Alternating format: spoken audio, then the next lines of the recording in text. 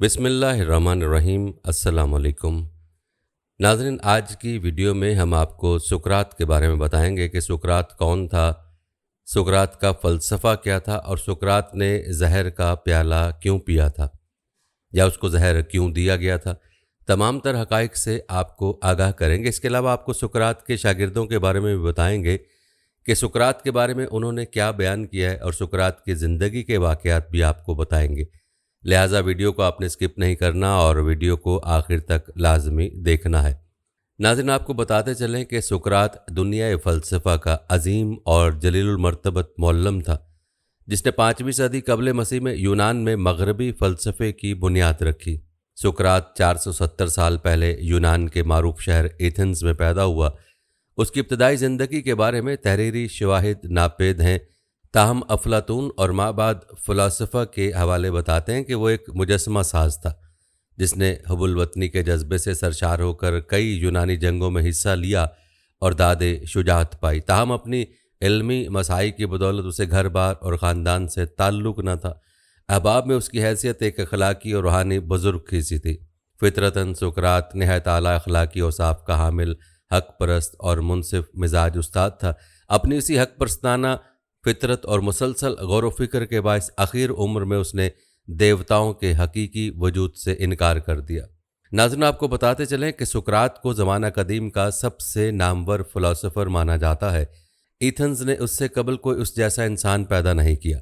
उसका नाम तारीख़ में हमेशा इज़्ज़त व एहतराम से लिया जाता रहेगा। सुकरात के दोस्तों और शागिर्दों की तहरीरों ने उसे ज़िंदा व जावेद कर दिया, जिनमें अकलदीस, अफलातून और ज़ेनिफ़ोन नुमायाँ हैं। उसकी गुफ्तगू, उसकी सच्चाई, उसके दलाइल के बारे में सवालात और ज़िंदगी और मौत के बारे में रवैया, उसकी अज़मत, उन सब बातों को अफलातून दोहराता है। अगरचे सुकरात ने सब बातें एक मखसूस हल्के में की, लेकिन उनकी गूंज ज़माने ने सुनी और महसूस की। सुकरात एथेंस के सुनहरी दौर में ज़िंदा रहा, जब एथेंस यूनान की ताकतवर रियासत था। इससे कबल उस रियासत में फ़न और तिजारत समेत दीगर शोबों में कोई काबिल कदर काम नहीं किया था। सुकरात का वालिद नक्काश और वालिदा दाया थी। सुकरात ने वालिदा का पेशा जदलियाती तौर पर अपनाया, यानी वो ख़ुद को ख़यालात का दाया कहता था। सुकरात एक बेहतरीन मुकर्रर था और उसकी ज़िंदगी का ज़्यादा हिस्सा गलियों, बाज़ारों और चौराहों में तकारीर करते गुजरा, और ये तकारीर ही उसकी मौत का सबब बनी। वो बड़े बड़े इज्तिमात बनाता और लोग उससे तरह तरह के सवालात करते, जिससे वो खुश होता। उसके बारे में उसके शागिर्दों का कहना था कि जैसे उसने ज़िंदगी गुजारी, अगर किसी ग़ुलाम को भी गुजारनी पड़ती तो भाग जाता। मगर सुकरात शायद ही कभी एथेंस के दरवाज़ों से बाहर गया हो। सुकरात के बारे में कहा जाता है कि वो यूनान के रवायती शहरियों की तरह खूबसूरत और पुरकशिश न था, बल्कि वो जिस्मानी लिहाज से भद्दा और बदसूरत था। इसलिए बचपन में उसके स्कूल के साथी उसे मेंढक कहा करते थे। उसके करीबी दोस्त क्राइटिव ने उसका हुलिया बयान करते हुए कहा कि वो हमेशा ही से बेफिक्र और लापरवाह था। उसके छोटे कद पर बेतरतीब शिकनों से पूर्ण लिबास होता। उसके होंठ मोटे और खुरदरे थे। उसकी गर्दन कंधों में धंसी हुई थी। आंखें बड़ी बड़ी और हलकों से उभरी हुई थीं। उसकी नाक चपटी और पेशानी छोटी थी। उसकी दाढ़ी बेतरतीब और उलझी हुई होती। उसका लिबादा अमूमन उसके जिस्म से ढलका हुआ रहता। वो अपने बारे में कहता कि ये देवताओं की मर्ज़ी है कि मैं ऐसा हूँ, क्योंकि हर मखलूक को खल्क करने वाला ख़ुद बेहतर समझता है कि मखलूक को कैसा होना चाहिए। लेकिन इस भद्दे और बेडोल जिस्म के अंदर बहुत ही खूबसूरत, नेक, सच्चाई और बसीरत से भरपूर रूह थी। लोग कहते थे उन्होंने अपनी ज़िंदगी में इतना नेक, शरीफ, तहम्मुल मिजाज और आलिम शख्स नहीं देखा। उसने कभी किसी इंसान को तकलीफ़ नहीं पहुंचाई। वो अपने दोस्तों के साथ मेहरबान और वो माशरे को एक ऐसा इदारा करार देता था जिसमें तमाम अफराद एक दूसरे को खुशी फराहम करें। उसकी क़ुव्वत इरादी भी बहुत ताकतवर थी। वो अपने मुखालफिन को भी इज़्ज़त की निगाह से देखता था। अगरचे सुकरात के दौर का मुआशरा इंतशार और बदनज़मी का शिकार था, लेकिन ऐसे हालात में उसकी अखलाकी खूबियों की बदौलत उसकी हर जगह इज़्ज़त की जाती थी। वो इंतहाई खुदादाद जहानत का मालिक था। वो जहालत को बुराई करार देता था। उसका कहना था कि खालिक ने मखलूक को एक दूसरे की मदद के लिए पैदा किया है। उसके काबिल तरीन शागिर्द अफलातून का कहना है कि सुकरात एक बहुत बड़ा मुहिब्बुल वतन भी था। नाज़रीन, तारीख़ी रिवायत में सुकरात के लड़कपन की जहानत और तख्लीकी सलाहियतों के हवाले से एक वाक़या सुकरात के बचपन के दोस्त और हम मकतब क्राइटिव ने यूँ बयान किया है कि मैं और सुकरात एक दिन कुम्हार के चाक के पास से गुजर रहे थे। कुम्हार ने नर्म नर्म मुलायम मट्टी का एक लोंदा चाक पर रखा, चाक को तेजी से घुमाया और मट्टी के लोंदे में अपने दोनों हाथों को कुछ इस तरह से हरकत दी कि देखते ही देखते एक खूबसूरत मर्तबान मट्टी के लौंदे की जगह पर नमूदार हो गया।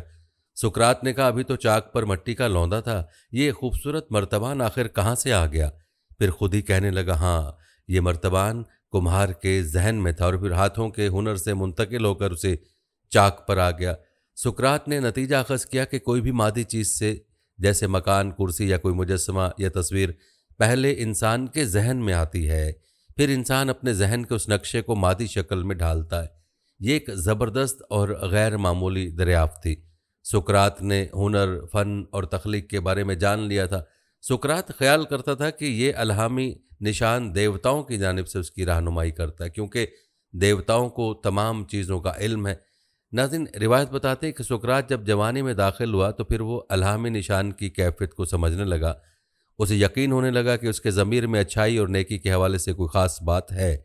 दरअसल अलहामी निशान को ज़मीर की आवाज़ कहना ज़्यादा मुनासिब होगा, जो कि उसे गैर ज़रूरी काम करने से रोकता था और अच्छे और नेक काम करने का मशवरा देता था। फिर आहिस्ता आहिस्ता सुकरात की इस कैफियत का चर्चा होने लगा। एथेंस के लोग उसके मुतालिक बहस करने लगे, लेकिन सुकरात ने कभी भी अपनी इस कैफियत के हवाले से ना कोई बात की, ना किसी को इस कैफियत की तफसील बताई। जहाँ तक सुकरात की शादी की बात है तो रिवायत ये बताते हैं कि एथेंस के रिवाज के मुताबिक सुकरात ने जवानी में मर्टो नामी खातून के साथ शादी की, जो ताउन की वबा में मर गई। फिर सुकरात ने दूसरी शादी 45 साल की उम्र में ज़ैंथिपी नामी खातून से की। यह खातून सुकरात से उम्र में तकरीबन 20 साल छोटी थी, लेकिन खासी बदजुबान थी। बीवी की बदकलामी से सुकरात के तहम्मुल को मज़ीद तक़वियत मिली और वो अपनी बीवी की बदकलामी को खंदा पेशानी के साथ बर्दाश्त करता। सुकरात की दूसरी शादी से 3 बेटों का जिक्र मिलता है। सुकरात की बीवी ज़ैंथिपी सुकरात के साथ ही बदकलामी न करती, बल्कि सुकरात के दोस्तों और शागिर्दों के साथ भी बदकलामी करती थी। वो अपनी बदकलामी की वजह से पूरे एथेंस में मशहूर थी, इसलिए लोग उसकी बदकलामी से ज़्यादा नाराज़ ना होते। सुकरात की उम्र 50 साल हो चुकी थी। किसी मुआशरे में इतना वक्त गुजारने के बाद उस शख्स के किरदार, शख्सियत और मामलात के बारे में लोग उसे मुकम्मल तौर पर जान जाते हैं।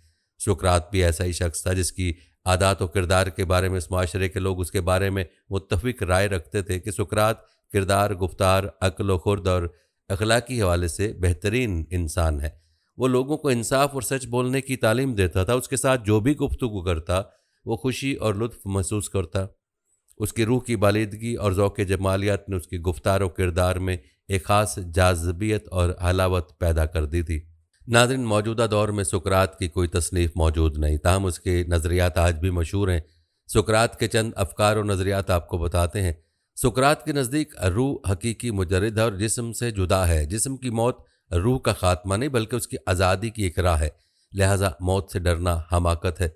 सुकरात कहता है, जहालत का मुकाबला करना चाहिए और इनफरादी मफाद को इज्तमाई मफाद के पस मंज़र में देखना चाहिए। इंसान को इंसाफ व जुल्म और सच और झूठ में हमेशा तमीज़ रवा रखनी चाहिए। सुकरात के नज़दीक हिकमत व दानिश ला इल्मी के अदराक में पिन्हा है।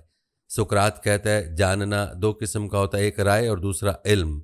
आम आदमी फ़कत राय रखता है और उस पर अमल करता है, जबकि इल्म सिर्फ हकीम को हासिल होता है। सुकरात का नज़रिया है कि नेकी इल्म है, इसलिए उसकी तालीम हो सकती है। खैर व शर के असूल अकली तौर पर लोगों को समझाए जा सकते हैं। सुकरात कहता है, जुल्म करना जुल्म सहने से बदरजहा बेहतर है। इसी तरह सुकरात का मानना है कि बदी करने के बाद सज़ा पाना बनिस्बत बच निकल जाने से बदरजहा बेहतर है। सुकरात का कहना, सच्चा आदमी मौत से नहीं बल्कि बदअमाली से घबराता है। सुकरात के नज़दीक अक्ल कुली का वजूद है, खैर मुतलिक का वजूद है। सुकरात कहता है कि नेकी अक्ल है और बदी जहालत। इसी तरह सुकरात का कहना है कि नेकी आप ही अपना अजर है और बदी आप ही अपनी सज़ा। नाज़रीन, सुकरात के बारे में रिवायत ये बताते हैं कि वो कभी भी अपने शहर से बाहर न गया था। उसे अपने शहर और मुल्क से इंतहाई मोहब्बत थी। वो एक दफ़ा अपने दोस्त ज़ैनोफ़िन के दावत में गया तो उस दावत में बहुत से उमरा और ख़ूबसूरत नौजवान भी थे। जब किसी ने उसकी बदसूरती के हवाले से बात की तो उसने कहा कि मैं अंदर से खूबसूरत हूँ, मेरे साथ हसद ना करो। दरअसल ये उसका मज़ाहिया अंदाज़ था। इस तरह हम कह सकते हैं कि सुकरात की ज़ात में मज़ाह का पहलू भी नुमाया था। ज़ैनोफ़िन का कहना है कि सुकरात उलूम साइंस का आका है। हर कोई जानता था कि उसका कौल और अमल गैर मुक़द्दस नहीं है। सुकरात खुदा की मौजूदगी के बारे में कहता है कि कायनात में बिखरी हुई फितरत में वो मौजूद है। उसका कहना था कि खुदा इंसान की रूह में रहता है, और उसका कहना था कि मैं अकीदे की बजाय इल्म पर यकीन रखता हूँ। नेक अमल में खुदा की ज़ात मौजूद होती है। नाज़रीन, याद रहे कि सुकरात वो खुशकिस्मत तरीन इंसान है जिसे फादर ऑफ फ़िलासफ़ी कहा जाता है, यानी उसे फ़लसफ़े का सबसे बड़ा उस्ताद या बाप कहा जाता है। सुकरात ऐसे क्या सवालात पूछ रहा था कि जिसका इंसानी तारीख पर अब भी बहुत बड़ा असर है।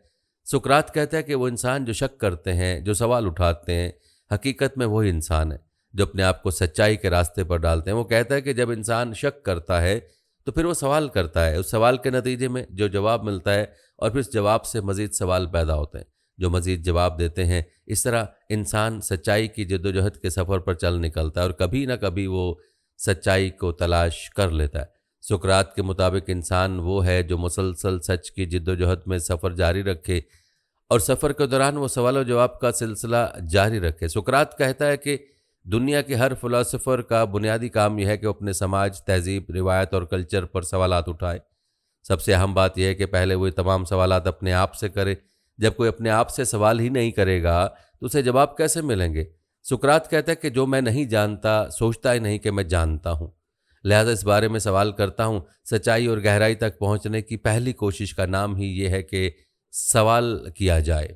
वो कहता था कि इंसान के जहन में जो ख्याल है वो उस ख्याल को पैदा करने में और उसे निखारने संवारने में इंसान की मदद कर सकता है। सुकरात के फ़लसफ़े का बुनियादी तसव्वुर ये था कि अच्छाई सिर्फ़ इल्म है और इल्म हासिल करना ही ज़िंदगी का मकसद है। इल्म बज़ाते खुद एक बुनियादी और अच्छी चीज़ है। वो कहता था कि जो ज़िंदगी इल्म हासिल करने में गुजारी जाए हकीकी मानों में वही ज़िंदगी है। इल्म वाली ज़िंदगी इंसान को खुशी देती है, उसे सुकून और इत्मीनान फराहम करती है। उसका कहना था कि दौलत और शोहरत के पीछे भागना मसनूई सरगर्मी है। इंसान की ज़िंदगी का असल मकसद इल्म हासिल करना है। नाज़रीन, सुकरात कहता है कि कोई भी इंसान जानबूझकर बुरा काम नहीं करता। इंसान बुराई का काम इसलिए सर अंजाम देता है कि वो इल्म से महरूम है। बुनियादी तौर पर जाहिल इंसान ही बुराई का काम करता है। इल्म इंसान को अच्छाई की तरफ लेकर जाता है। वो कहता है कि किसी समाज या रियासत में बुराई नज़र आए तो उसका हल यह है कि तमाम इंसान इल्म के रास्ते पर आ जाएं। उसका हल यह है कि इंसान इल्म हासिल करना शुरू कर दें। सुकरात के मुताबिक इल्म से तमाम समाजी बुराइयां ख़त्म हो जाती हैं। रिवायत बताते हैं कि रियासत की तरफ से सुकरात पर इल्ज़ाम लगाया गया कि वो कदीम यूनान के देवताओं का मुखालिफ है और उनके खिलाफ नौजवानों को भड़काता है, जिससे नौजवान देवी देवताओं से रिश्ता तोड़ रहे हैं। रियासत की तरफ से सुकरात को गद्दार और काफिर करार दिया गया और इस तरह उसके ट्रायल शुरू हुआ। अब अदालत लग चुकी थी, चारों तरफ नौजवान थे, दरमियान में सुकरात खड़ा था। सुकरात से कहा गया कि वो ये तमाम इल्ज़ामात को तस्लीम करे और माफ़ी मांगे। सुकरात ने माफ़ी मांगने की बजाय लोगों के सामने कदीमी यूनान के कवानीन, असूलों, मजहब और रिवायत के खिलाफ सवालात उठाना शुरू कर दिए। इस पर कोर्ट के जज सुकरात पर भड़क उठे। फैसला सुनाया गया कि सुकरात को सजाए मौत दी जाती है। कहा गया कि या तो वो जहर का प्याला पी ले और मर जाए या फिर एथेंस को छोड़कर कहीं और चला जाए। अब वो जेल में था, चारों तरफ उसके शागिर्द थे जो रो रहे थे। उसके हाथ में जहर का प्याला पकड़ा दिया गया। कहा जाता है कि जहर का प्याला पीने से पहले उसने खुद अपने आप को नहलाया। उसके बाद जेल में नहा धोकर बैठ गया और आराम से जहर का प्याला पी लिया। इस तरह उसका इंतकाल हो गया। जब उससे उसके शागिर्दों ने कहा कि सुकरात किसी और इलाके में चला जाए तो ज़िंदगी के आखिरी लम्हात में उसका कहना था कि सच्चा फ़िलासफ़र वो होता है जो इल्म से प्यार करता और मौत से खौफज़दा नहीं होता। उसने कहा, मेरे प्यारे शागिर्दों, अगर मैं कहीं और भी चला गया तो वहाँ जाकर भी मैं सवाल उठाऊँगा। फिर रियासत मुझे अदालत में ले जाएगी और रियासत की अदालत वही करेगी जो इस वक्त मेरे साथ हुआ है। उसका कहना था कि गलत रवायात और रसूलों के ख़िलाफ़ मौत की कुर्बानी देना कोई बड़ी कुर्बानी नहीं है। नाज़रीन, रिवायत के मुताबिक सुकरात के आखिरी अल्फाज ये थे कि उस सज़ा के नतीजे में मेरी रूह मेरे जिस्म से आज़ाद हो जाएगी। मुझे उम्मीद है कि ऐसा करने से यूनान की बीमारियां भी ख़त्म हो जाएंगी। नाज़रीन, याद रहे कि सुकरात दुनिया का वाहिद फ़िलासफ़र है जिसने इल्म की खातिर जान कुर्बान कर दी। उसकी इस अजीम कुर्बानी को इंसानी तारीख़ में कभी भुलाया नहीं जा सकेगा। सुकरात को फ़िलासफ़ी का पहला शहीद होने का भी एजाज़ हासिल है। नाज़रीन, ये तकरीबन 700 मुरबा मील और 3.5 लाख नफूस पर मुश्तमिल यूरोप की तारीख़ में पहली जमहूरी रियासत एथेंस में रूनुमा होने वाले इस अलमिया की कहानी है जिसमें सुकरात को जहर का प्याला पीने पर मजबूर किया गया। ये 399 कबल मसीह का हैद है जब सुकरात अपनी ज़िंदगी की 70 बहारें देख चुका था। नाज़रीन, तारीख बताती है कि सुकरात को मौका दिया गया कि एतराफ़ जुर्म करके तखफ़ीफ़ सज़ा के लिए रहम की दरख्वास्त करें, जिलावतनी को तरजीह दें और यह सज़ाए मौत कबूल करें। सुकरात की दीदा दलेरी काबिल दीद है कि उसने मुतालबा किया कि सरकारी खर्च पर उनको मोअज़्ज़ज़ मेहमान बनाकर ऐवान बल्दिया में रखें, यानी कि वो अपने असूलों से किसी कीमत पर पीछे नहीं हटे। हालांकि क्रिएटिव ने जेल में सुकरात को बहुत समझाया कि सजाए मौत से बचकर कोई और रास्ता इख्तियार करे, मगर ये सुकरात के असूलों के खिलाफ था। नाज़रीन, रिवायत बता दें कि सुकरात की क़ुव्वत बर्दाश्त कमाल की थी। शहर में वो वाहिद शख्स था जो नंगे पैर बर्फ़ पर घूमता रहता था। सुकरात ने नौजवानी में मैदान जंग में बहादुरी का इनाम हासिल किया था। सुकरात का ज़्यादा वक्त एथेंस के बागात और माबदों के दादान में अपने शागिर्दों से बातें करते गुजरा। आज से 2500 साल पहले का अजीब व गरीब फ़लसफ़ी अपनी तरफ से कोई फ़लसफ़ा बयान नहीं करता था। उसने अपने पीछे कोई किताब तो क्या 4 सफ़ों का कोई छोटा सा मजमून भी नहीं छोड़ा। वो कुछ नहीं लगता था, उसका अपना कोई फ़लसफ़ा नहीं था। वो लोगों को कुछ बताने की बजाय उनसे पूछता ज़्यादा था। उसके सवाल ही उसका फ़लसफ़ा था। सारी ज़िंदगी एक चादर में गुजारी। किसी ने उससे कहा कि डेल्फी के माबद में एक आवाज़ होने गई है कि सुकरात एथेंस का सबसे बड़ा दाना आदमी है। सुकरात ने हंसकर जवाब दिया, मैं इसलिए दाना हूं कि मुझे अपनी बेइल्मी का एहसास है। नाज़रीन, बाज़ मुहक्किकीन ने सुकरात के बारे में लिखा है कि कुरान करीम में जिस अजीमुल मर्तबत हस्ती हज़रत लुकमान अलैहिस्सलाम का नाम आया है वो सुकरात ही है। ये एक अलग बहस है और अलग धागे की मुतकाज़ी, मगर इस धागे का उन्वान है सुकरात को जहर का जाम क्यों पीना पड़ा। इस हवाले से हमने आपको मकालमात अफलातून की रोशनी में बताने की कोशिश भी की। आपको बताते चलें कि मकालमात अफलातून में पहले मकालमे को छोड़कर बाकी तमाम तकरीबन सुकरात की ज़िंदगी के आखिरी अय्याम से मुतल्लिक है। सुकरात पर एथेंस की अदालत ने जो इल्ज़ामात लगाए थे उनमें से सर फहरिस्त था कि तुम हमारे नौजवानों को बहका रहे हो। कहा जाता है कि एथेंस में उन दिनों दानाओं की बड़ी कदर थी। प्रोटागोरस जैसे सोफिस्ताइयों से सीखने के लिए लोग अपने बच्चों को भेजते और मुआवज़ों में खेत, घर, सोना, घोड़े, जानवर, गर्ज कुछ भी देने को तैयार हो जाते। सुकरात को उन्हीं दिनों एक काहिना ने बशारत दी थी कि सुकरात, तुम एथेंस के सबसे बड़े दाना हो। सुकरात को काहिना की बात पर यकीन न आया। उसने फैसला किया कि खुद इस बशारत की तहकीक करेगा। वो एथेंस के सारे बड़े बड़े दानाओं के पास गया और उनसे ख़ास किस्म के तरीक़ाकार के मुताबिक बहस का आगाज़ किया। वो जहाँ जाता सामीन पर छा जाता। इस अमल से एथेंस के नाम नेहाद दाना भड़क उठे। उन्होंने सुकरात के खिलाफ माहौल बनाना शुरू कर दिया। करते करते वो सुकरात के खिलाफ 3 बड़े इल्ज़ाम उठाने में कामयाब हो गए। नंबर 1, ये हमारे नौजवानों को गुमराह कर रहा है। नंबर 2, ये हमारे देवताओं को नहीं मानता। और नंबर 3, ये एक अलग खुदा का तस्वुर पेश करता है जिसे किसी ने नहीं देखा। रिवायत के मुताबिक एक बड़ी अदालत लगी, पूरा शहर जमा था। सुकरात को सबके सामने सफाई पेश करना थी। सुकरात सफाई के दौरान अपनी दानाई से मजमे पर छा गया, मगर होने को कौन रोक सकता है। सुकरात के खिलाफ एक नौजवान को बतौर गवाह पेश किया गया कि सुकरात ने उस नौजवान को गुमराह किया है। बस फिर तो जुर्म साबित हो गया। रिवायत बताते हैं कि सुकरात को 2 ऑप्शन दिए गए, शहर छोड़ दो या जहर का प्याला पी लो। सुकरात जहर का प्याला पीकर लाफानी हो गया और उसे जहर पिलाने वाले तारीख के सफ़ात में गुम हो गए। जहर का प्याला पीने के बाद उसने कहा, सिर्फ जिस्म मर रहा है लेकिन सुकरात जिंदा है। नाजरीन, आपको बताते चले, सुकरात की सजाए मौत का मामला मौर्रखीन ने मुख्तलिफ अल्फाज में बयान किया है। सुकरात की मौत के हवाले से एक रिवायत यूं भी मनकूल है। कहते हैं एक सुबह जब सुकरात बाजार में आया तो उसने देखा कि उसके खिलाफ एक करारदाद जुर्म चस्पा की गई है।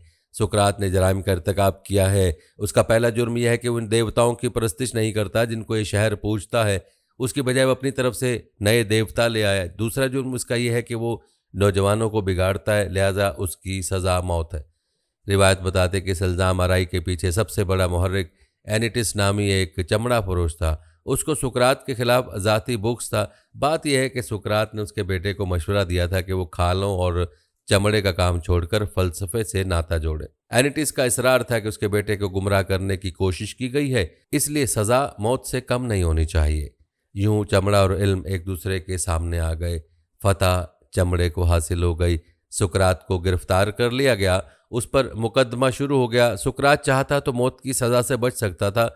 वजह यह है कि एथेंस के कानून में गुंजाइश मौजूद थी कि मौत की सज़ा पाने वाला कोई शख्स जिला वतनी को मुतबादिल सज़ा के तौर पर चुन सकता था। गोया जिस शख्स को मौत की सज़ा मिलती थी उसको इख्तियार भी मिल जाता था कि अपनी रियासत से बाहर चला जाए और यूं मौत की सज़ा से बच जाए। सुकरात ये इख्तियार कर सकता था, मगर वो इस तरह बच निकलने पर तैयार नहीं था। उसका वक्त आ चुका था और वो जाने के लिए तैयार था। जब सुकरात की ज़िंदगी की आखिरी दिन आया तो उसके कई शागिर्द उससे जेल मिलने के लिए आए। शागिर्द सुकरात के गिर्द जमा है। सुकरात उनमें से एक को अपने पास बुलाता है, उसके बालों को छूता है और साथ ही साथ ज़िंदगी, मौत और रूह की अब्दियत के बारे में अपने ख्यालात बयान करता है। वो कहता है कि मौत तो अब्दी नींद है, वो खुद फरामोशी की मीठी अब्दी कैफियत है जिसमें कोई ईज़ा रसानी नहीं, कोई जुल्म और नाइंसाफ़ी नहीं, कोई मायूसी नहीं और ना ही दुख दर्द है। या फिर वो ऐसा दरवाज़ा है जिससे गुज़र कर हम ज़मीन से जन्नत में दाखिल हो जाते हैं। वो ऐसी ग़ुलाम गर्दिश है जो हमें सीधी खुदा के ऐवान में ले जाती है। और दोस्तों, वहाँ किसी को इसके ख्यालात के बायस सलीब नहीं चढ़ाया जाता। लिहाजा हंसो और मेरे जाने पर अफसोस ना करो। जब तुम मेरी कब्र में उतारोगे तो जान लेना कि तुम बस मेरे जिस्म को दफन कर रहे हो, मेरी रूह को नहीं। जब उसको मौत की सज़ा दी गई, उसके शागिर्द जेल की कोठड़ी में उससे मिलने आए। एक शागिर्द ने कहा, अफसोस, हमारे उस्ताद को बेगुनाह मारा जा रहा है। सुकरात ने ज़ेर लब तबस्सुम के साथ कहा, तो क्या तुम चाहते थे कि मैं गुनाह करने के बाद मारा जाऊं? मरने से चंद लम्हे पहले सुकरात के एक शागिर्द ने उससे पूछा, आपको कहाँ दफन किया जाए? सुकरात ने जवाब दिया, अगर मैं तुम्हारे हाथ आ जाऊं तो जहां जी चाहे दफन कर देना। सुकरात ने हंसते हुए अपने रोते हुए शागिर्दों के सामने जहर का प्याला पी लिया। रिवायत बताते हैं कि सुकरात ने खुद कहा, मुझे वो सज़ा दी जाए जिसमें अवाम का मफाद शामिल हो। कहते हैं सुकरात के एक शागिर्द ने जुर्माने का इंतज़ाम भी किया, लेकिन सुकरात ने ना सिर्फ इनकार कर दिया बल्कि तकरीर में अदालत का मजाक बनाया, जिस पर अदालती हुक्काम मजीद बरहम हो गए। अब अदालत को गुस्सा आ गया और सुकरात को एथेंस की सबसे बड़ी सज़ा, जहर पीने की सज़ा सुना दी। उसने ये सज़ा भी खुशी से तस्लीम कर ली। उसने जजेस से कहा कि अब मेरा वक्त जाने का आ गया है ताकि तुम लोग जिंदा रह सको। बाज़ रिवायत के मुताबिक सुकरात को जंजीरों में जकड़कर 3 हफ्तों के लिए जेल में डाल दिया गया। इस दौरान भी सुकरात ने दोस्तों और शागिर्दों से इंतहाई पुरसकून अंदाज में मुलाकातें जारी रखी और उन्हें हमेशा पुरसकून रहने का मशवरा दिया। आखिरी दिन जब उसकी बीवी थैपी और उसके छोटा बेटा उसे मिलने आए तो सुकरात बहुत देर उनको गले से लगाकर रोता रहा और बाद में कराहतों से कहा कि उन्हें घर छोड़ आए ताकि वो उसकी मौत का मंजर न देख सकें। नाज़रीन, बाज़ रिवायत के मुताबिक करातू ने सुकरात को जेल से भगाने का इंतज़ाम किया, मगर सुकरात ने कहा कि उसे रियासत के कानूनी इदारे ने सज़ा दी है और इस पर रियासत के कवानीन का एहतराम लाजिम है। आखिरी वक्त में वो बिस्तर से उठा, पाँव पे बंधी जंजीर को हाथ से हिलाया और उस दर्द को महसूस करने लगा जो उसे बिना किसी जुर्म के दिया गया। उसके इर्द गिर्द बैठे शागिर्दों और दोस्तों ने सुकरात से ज़िंदगी, मौत और इंसान की लाफानी हैसियत के बारे में सवाल व जवाब शुरू कर दिया, जिनका सुकरात ने बड़े इत्मीनान से जवाब दिया। रिवायत बताती हैं कि सुकरात उठा, गुस्ल करने गया, वापस आया तो सूरज गरूब हो रहा था और यही वक्त फांसी के लिए मुतय्यन था। एक इंक्वायरी अफसर अंदर आया, सुकरात से अपने सख्त रवैये पर माफ़ी मांगी और रोते हुए उसे अलविदा कहा। अगरचे आखिरी वक्त में भी उसके शागिर्द करातों ने सुकरात को जहर का प्याला पीने से रोका, मगर सुकरात ने तारीखी जुमला कहते हुए मौत को सीने से लगा लिया कि हमेशगी की ज़िंदगी के लिए मरना बरहक है, लिहाजा मैं इस मौत को महसूस करना चाहता हूँ। ये कहते उसने मौत का प्याला पिया और यूं सच्चे अखलाकी फ़लसफ़े का बानी, जिसके बाद के तिब्बियाती फ़लसफ़े से कोई ताल्लुक़ न था, सुकरात हमेशा के लिए अमर हो गया। उसके शागिर्द अफलातून ने सुकरात के आखिरी 3 सबसे अहम लेक्चर्स अपोलॉजी, क्रिएटिव और फेडी को अपनी किताब मकालमात अफलातून में यकजा कर दिया ताकि सुकरात के नज़रियात आने वाली नस्लों तक मुंतकिल हो सकें और सुकरात को हमेशा पढ़ा और समझा जाता रहे। आइए आपको अफलातून के चंद मकालमात की रोशनी में सुकरात की कहानी बताते हैं। चंद इक़्तबासात पेश खिदमत हैं। नाज़रीन, अफलातून के मुताबिक सुकरात स्टालिनिस्ट का नज़रिया भी रद्द करता है कि किसी फ़र्द का एहतराम उसके खौफ की वजह से होता है, बल्कि उनके मुताबिक खौफ एहतराम की वजह से होता है ताकि बदनामी, रुसवाई और ज़िल्लत ना हो। यूथाइफ्रो दयानतदारी को मज़हब के साथ जोड़ लेता है। सुकरात कहता है कि मज़हब एक फ़न है जो देवताओं और उनके अक़वाल व अफ़कार और नज़रियात का ख्याल रखता है। उस फ़न के माहिर मजहबी पेशवा होते हैं और इस फ़न से फ़नकार को फ़ायदा होता है। आखिर में सुकरात यूथाइफ्रो के साथ किए गए मुकालमे से नतीजा अखज़ करता है कि मजहबी दीनदारी लेन देन का इल्म है, जिसके ज़रिए इंसान और देवता आपस में लेन देन करते हैं और नाकामी की सूरत में देवता हसद करके इंसान से खफा होता है उन दोनों के आपस में सुलह कराने के लिए लाए कुन की वजह करदा कानून पर मिलेटस को गवाह बनाकर अनाइटस सुकरात को जहर पीने पर मजबूर कर देता है और यूं सोचने और बोलने वाली मौत से हम किनार होते हैं और तकलीद करने वाले जिंदा रहते हैं। नाज़रीन, तारीख में सुकरात की मौत के वाक़े से मिलते जुलते कई वाक़यात हैं कि जज्बात में गलत फ़ैसले तो कर लिए गए, लेकिन बाद में उन फ़ैसलों पर पछताना पड़ा जो बेसूद था, क्योंकि वक्त गुजरने के बाद फ़ैसलों पर पछताने का कोई फ़ायदा नहीं होता। तारीख के चंद ऐसे वाक़यात का जिक्र करते हैं जो सुकरात के वाक़े जैसे हैं। रिवायत बताते हैं कि सुकरात ने जब जहर का प्याला पिया तो एथेंस के हुक्मरानों ने सुख का सांस लिया कि उनके नौजवानों को गुमराह करने वाला जहन्नुम रसीद हुआ। यूनान की अशराफिया जीत गई, सुकरात की दानिश हार गई, अलबत्ता वक्त गुजर गया। इसी तरह स्कॉटलैंड की जंग आज़ादी लड़ने वाला दिलावर विलियम वॉल्स को जब इंग्लैंड के बादशाह एडवर्ड अव्वल ने गिरफ्तार किया तो उस पर गद्दारी का मुकदमा कायम किया। उसे बरहना करके घोड़ों के सुमों के साथ बांधकर लंदन की गलियों में घसीटा गया और फिर नाकाबिले बयान तशद्दुद के बाद उसे फांसी देकर लाश के टुकड़े टुकड़े कर दिए गए। उस वक्त का बादशाह जीत गया, विलियम वॉल्स हार गया और वक्त गुजर गया। नाज़रीन, इसके अलावा गैलीलियो ने साबित किया कि ज़मीन और दीगर सियारे सूरज के गिर्द घूमते हैं, तो ये कैथोलिक अकायद की खिलाफ वर्जी थी। चर्च ने गैलीलियो पर कुफ्र का फतवा लगाया और उसे गैर मुअय्यना मुद्दत तक के लिए कैद की सज़ा सुना दी। ये सज़ा 1633 में सुनाई गई। गैलीलियो अपने घर में ही कैद रहा और 1642 में वहीं उसकी वफ़ात हुई। पादरी जीत गए, साइंस हार गई, अलबत्ता वक्त गुजर गया। इसी तरह तारीखी रिवायत बताती हैं कि जियोर्डानो ब्रूनो पर भी चर्च के अकायद से इनराफ करने का मुकदमा बनाया गया। ब्रूनो ने अपने दिफा में कहा कि उसकी तहकीक ईसाइयत के अकीदा खुदा और उसकी तख्लीक से मुतसादिम नहीं, मगर उसकी बात नहीं सुनी गई और उसे अपने नज़रियात से मुकम्मल तौर पर तायब होने के लिए कहा गया। ब्रूनो ने इनकार कर दिया।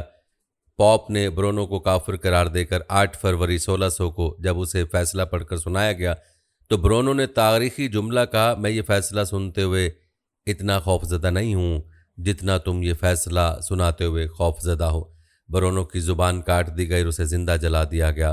पॉप जीत गया, ब्रूनो हार गया, अलबत्ता वक्त गुजर गया। नाज़रीन, तारीख गवाह है कि हुज्जाज बिन यूसुफ जब खाना काबा पर आग के गोले फेंक रहा था तो उस वक्त इब्न ज़ुबैर रज़ी अल्लाह तआला ने जवान मर्दी की तारीख रकम की। उन्हें मुसलसल हथियार फेंकने के पैगामात मसूल हुए, मगर आप रज़ी अल्लाह तआला ने इनकार कर दिया। अपनी वालिदा हज़रत अस्मा रज़ी अल्लाह तआला से मशवरा किया। उन्होंने कहा कि अहले हक इस बात की फ़िक्र नहीं किया करते कि उनके पास कितने मददगार और साथी हैं। जाओ, तन्हा लड़ो और अतात का तसव्वुर भी जहन में न लाना। इब्न ज़ुबैर ने सफ़ाक हुज्जाज बिन यूसुफ का मुकाबला किया और शहादत नोश फरमाई। हुज्जाज ने आप रज़ी अल्लाह तआला अन्हु का सर काट कर खलीफा अब्दुल मालिक को भिजवा दिया और लाश लटका दी। खुद हज़रत अस्मा के पास पहुंचा और कहा, तुमने बेटे का अंजाम देख लिया? आप रज़ी अल्लाह तआला अन्हा ने जवाब दिया, हाँ, तूने उसकी दुनिया ख़राब कर दी, उसने तेरी अकबा बिगाड़ दी। हुज्जाज जीत गया, इब्न ज़ुबैर हार गए और वक्त गुजर गया। इसी तरह तारीख गवाह है कि अबू जाफ़र मंसूर ने कई मरतबा इमाम अबू हनीफ़ा को काज़ी उल क़ज़ा बनाने की पेशकश की, मगर आपने हर मरतबा इनकार किया। एक मौके पर दोनों के दरमियान तलख़ी इस कदर बढ़ गई कि मंसूर खुल्लम खुला जुल्म करने पर उतर आया। उसने उन्हें बगदाद में दीवारें बनाने के काम की निगरानी और ईंटें गिनने पर मामूर कर दिया। मकसद उनकी हतक करना था। बादज़ा मंसूर ने इमाम अबू हनीफ़ा को कोड़े मारे और अज़ियतनाक कैद में रखा। बिलाखिर कैद में ही उन्हें जहर देकर मरवा दिया गया। सजदे की हालत में आपका इंतकाल हुआ।